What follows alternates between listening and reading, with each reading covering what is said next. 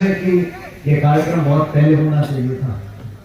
समय आगे पीछे होता रहा और मुझे बेहद खुशी है कि आज जितेंद्र सिंह जी, जूली साहब और हम और आप मिलकर इस नेक काम को, शुभ काम को करने में यहाँ आज इकट्ठा मौजूद हुए हैं। दोस्तों, ये इतनी बड़ी तादाद में आप लोग आए हो, जैसा टीकाराम जी बोल रहे थे, ये आपसी प्रेम, भाईचारा, सामाजिक मेल जोल, प्यार मोहब्बत, ये सबसे बड़ी पूंजी है, ना सिर्फ इस क्षेत्र की, जिले की, लेकिन प्रदेश और देश की भी। और जैसा बहुत से जितेंद्र सिंह जी बोल रहे थे, ये जो संस्कार है, ये आत्मीयता का संस्कार, पारिवारिक मान सम्मान, उम्र का लिहाज करना, लोगों को मान सम्मान देना, ये दुनिया में 200 मुल्क हैं, किसी देश में नहीं। हमारी मिट्टी में, हमारे देश में, हमारे राज्य में जो इतिहास है, जो संस्कार है, वो एक अनूठा है और उसी की बदौलत आज हम एक दूसरे के सुख दुख के भागीदार रहते हैं। बाकी देशों में तो कोई ना पूछता ना पूछता, अपनी मनमर्जी करते हैं, लेकिन यहाँ हम सब लोग एक दूसरे के जीवन में, अच्छे बुरे समय में एक दूसरे का हाथ थामते हैं। ये बहुत बड़ी पूंजी है। और समाज में 36वां कौम में, और मैं तो कहता हूँ कोई धर्म भी हो, जो लोग जोड़ने का काम करते हैं उनको हमेशा इतिहास याद करता है। जो व्यक्तिगत स्वार्थ नहीं देखते, जो लोगों को जोड़ने की बात करते हैं, एक दूसरे से बेहतर संबंध बनाने की बात करते हैं, उन लोगों को समाज और आने वाली पीढ़ी याद करती है। राजनीति में भी बहुत से लोग हैं, तो पंच है, सरपंच है, सीआर, डीआर, प्रमुख, प्रधान, एमएलए, एमपी, मंत्री, मुख्यमंत्री, घने पद हैं और हमेशा पद पे कोई ना कोई बैठे रहता है। आज कांग्रेस, कल बीजेपी, 24 घंटे 12 महीने राजनीतिक पदों पर कोई ना कोई व्यक्ति बैठा है। लेकिन वो लोग राजनीति में रहते हुए जन कल्याण का भी काम करें, विकास का भी काम करें, लेकिन राजनीति के वो होते हैं, राजनीति के माध्यम से समाज सेवा वो लोग करते हैं जो आत्मीयता की बात करें, जो मेरे आपके अगर कोई सोच की फर्क है उसको टापने का काम करें, जोड़ने का काम करें। मतभेद हो सकता है, अलग अलग सोच हो सकती है, लोगों को जोड़कर इकट्ठा कर आगे बढ़ेगा, वही क्षेत्र विकसित हो सकता है, वही लोग आगे बढ़ सकते हैं। इसलिए राजनीति में भी अच्छी पहचान करकर, और मैं तो कहता हूं जो हमारे ग्रामीण परिप्रेक्ष्य में लोग रहते हैं, जो हमारे मतदाता गांव ढाणी में रहते हैं, उनसे समझदार कोई मतदाता नहीं होता।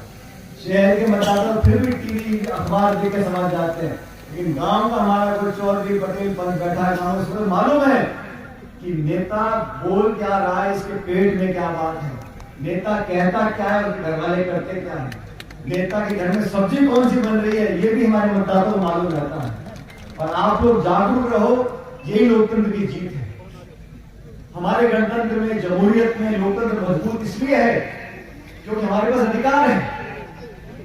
130 करोड़ लोग समान अधिकार है, धर्म, जाति, बिरादरी कुछ भी हो, कोई बोलने वाला हो, किसी की पूजा पाठ करने वाला हो, हर व्यक्ति को एक वोट का अधिकार है। वो बड़ा उद्योगपति हो, रिक्शा खींचने वाला हो, सब एक वोट के मालिक हैं, सबको बराबर का अधिकार दिया संविधान ने।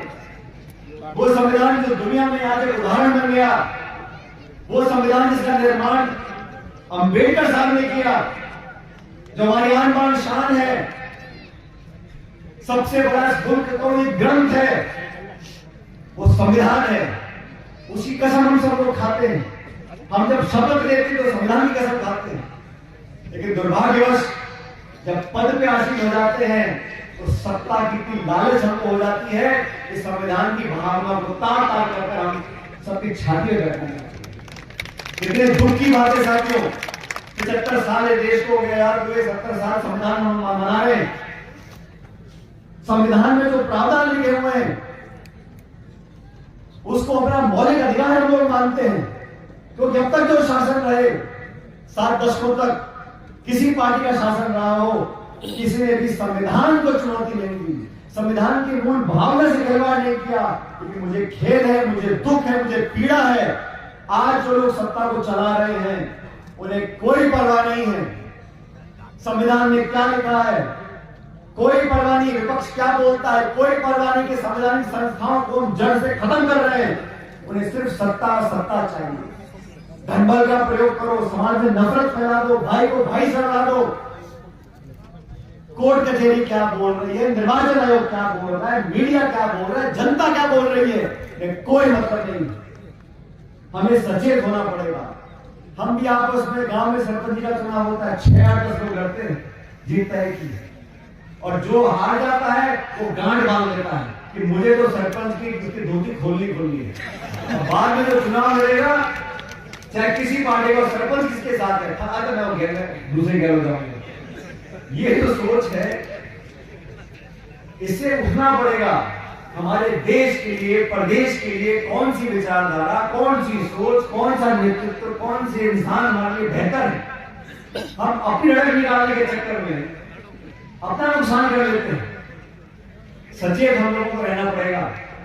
अभी बहुत अच्छा भाषण दे रहे थे जूली जी, बहुत अच्छा भाषण दे रहे थे। और जितेंद्र सिंह जी आप बैठे हैं।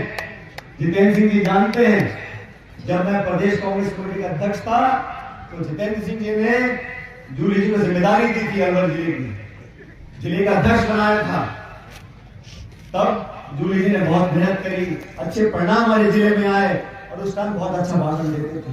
लेकिन आज जो भाषण दे रहे हैं उससे बहुत बेहतर हो गया।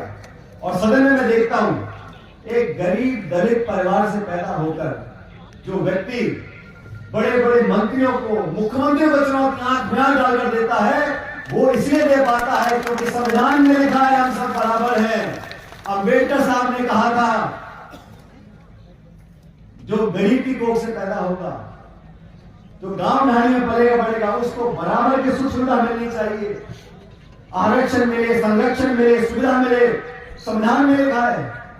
सरकारें तो साथ आती जाती रहती है, लेकिन संविधान की जो ताकत है, अगर वो कमजोर पड़ जाएगी तो लोकतंत्र कमजोर पड़ जाएगा। इसलिए आप सबसे मैं आवेदन कर रहा हूं, ये कोई राजनीतिक भाषण नहीं है। मुझे लगता है देश में जगह जगह जाकर में बात करनी चाहिए। आज बीजेपी की सरकार राजस्थान में है, सरकार बनाने वाले भी आप लोगों को, बिगाड़ने वाले भी आप लोग। जनता जनार्दन है, जिसका बटन दब गया उसका नंबर लग गया। लेकिन अब जिनको आपने सत्ता दी है, जवाबदेही क्या करनी पड़ेगी। 12 महीने आपको हो गए, डीएपी मिलती नहीं, खाद ब्लैक चल रही है, पुलिस गुंडागर्दी कर रही है, अफसरशाही हावी है, मंत्री ट्राई मचा रहे हैं, सत्ताधारी अपने छाती पीट रहे हैं, सुनने वाला कोई नहीं है। 6-4-5 घंटे बिजली आती है और बात क्या करते हैं, 4 लाख रोजगार देंगे, 24 घंटे बिजली देंगे। अरे भाई 10 साल से आप सरकार दिल्ली से चला रहे हो, 12 महीने आपको जयपुर में हो गए, कितने बच्चों को नौकरी दे पाए आप? और आप पूछो नौकरी क्यों नहीं मिल रही? अरे फला मस्जिद को खोदते उसको निकल जाएगा, संभल को खोद दो, अजमेर को खोद दो। दुनिया का ध्यान बढ़ाने के लिए मंदिर, मस्जिद, हिंदू मुसलमान, हिंदुस्तान पाकिस्तान, बस यहीं पे से इनका रिकॉर्ड टेप जो नहीं बंद हो जाता। बाकी निवेश, उद्योग, किसान, बिजली, खाद, पानी, शिक्षा, चिकित्सा कोई मतलब नहीं है। इसलिए आप लोग सचेत रहें, अच्छे लोगों का मौका दोगे, अच्छे लोगों के साथ आप लोग लगोगे तो हमारा भविष्य बेहतर होगा। आज जितेंद्र सिंह जी यहाँ बैठे, जितेंद्र सिंह जी की स्वर्गीय माता श्री युगानी महेंद्र कुमारी जी, जितेंद्र सिंह जी उस टाइम राजनीति में शायद आए नहीं थे।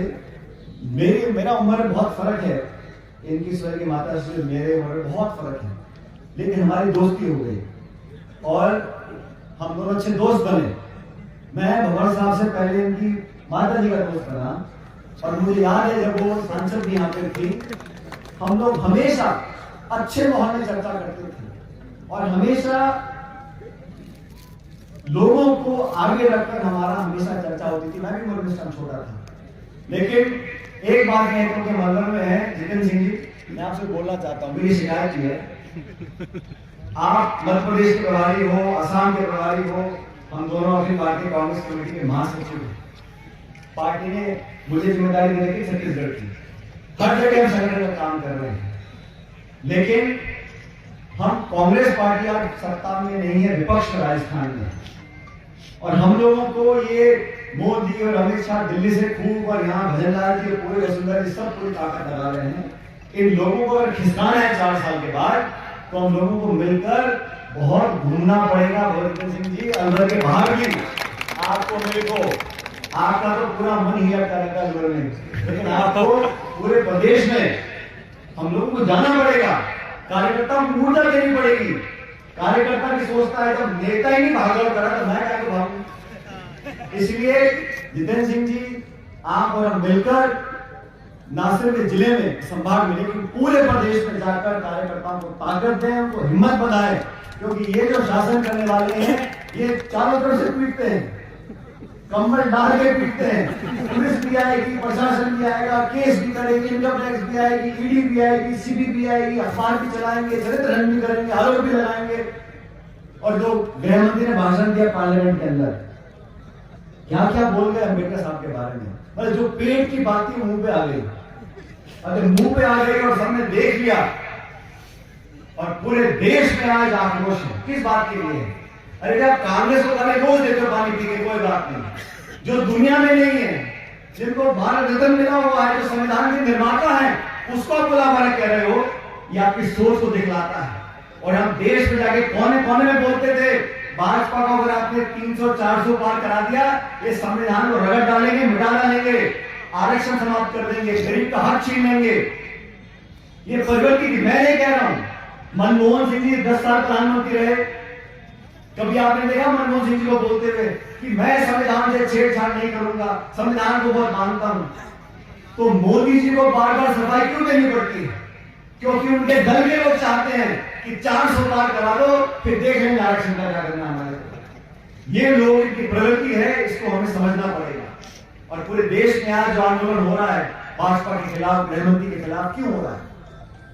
पार्लियामेंट के अंदर पहली बार मैंने देखा है सत्ताधारी संसद चलाने वाले लोग, भाजपा के सांसद गेटों पे खड़े हो रहे हैं, खड़गे जी को धक्का दे रहे हैं, राहुल जी को अपशब्द बोल रहे हैं।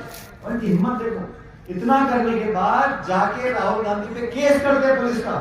ये सब ड्रामा इसलिए रचा गया है कि गृह मंत्री ने जो बोला उससे लोगों का ध्यान हटा दो। हम तो कहते हैं ना सिर्फ उनको, लेकिन पूरे बीजेपी को माफी मांगनी पड़ेगी कि आपने अम्बेडकर साहब को बदनाम क्यों किया, उनकी अपशब्द का इस्तेमाल क्यों किया। ध्यान भटकाने के लिए राहुल गांधी जी को कुछ बोल दो, प्रियंका गांधी को कुछ बोल दो, कांग्रेस को गाली दे दो, थाने में घायल करा दो, सब ड्रामेबाजी आप लोग सब समझते हो। और इसलिए मैंने विस्तार से आपको आज बातें बताई, इसका अध्ययन करना, सोचना, समझना और चर्चा करना, ये आपसे कहने के लिए आया था। आपने जिस प्यार से, जिस लाड से मान सम्मान किया, साफा, माला और चांदी के बड़े मुकुट बना दिए हम सब लोगों को, उन सब की तरफ से मैं आपको बहुत धन्यवाद करना चाहता हूँ। जो हमारे साथी मंच के भाषण नहीं दे पाए, उनकी तरफ से आपको मैं बहुत बहुत साधुवाद, धन्यवाद देता हूँ। आप लोगों ने जिस आत्मीयता से, जिस प्रेम से हमको आज हमारा स्वागत किया, हमारा मान सम्मान पाया, उसके लिए आभार व्यक्त करता हूँ। और शुभ परिवार के सभी लोगों को धन्यवाद। मैं आपको पुनः हाथ जोड़कर धन्यवाद करते हुए विदा लेता हूँ। बहुत बहुत धन्यवाद। राम राम।